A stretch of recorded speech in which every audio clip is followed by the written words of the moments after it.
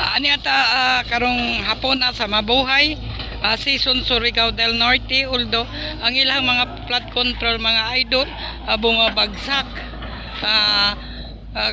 Kunti lang ang mga kabilya pati simento nipis, dili standard gayud ang pagkasimento nila na wash out gayud.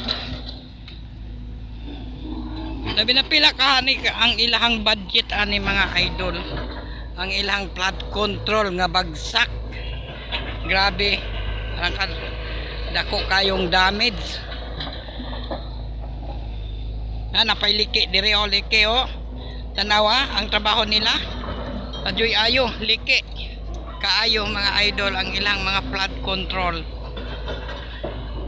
Gitipid nila sa simento pagbutang.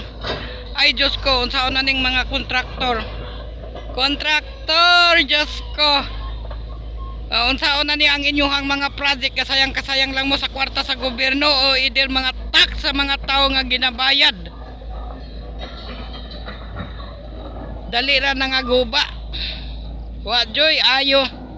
Unsaon na lang daghay mga liki dire. Nawa? Dako ni siyag damage.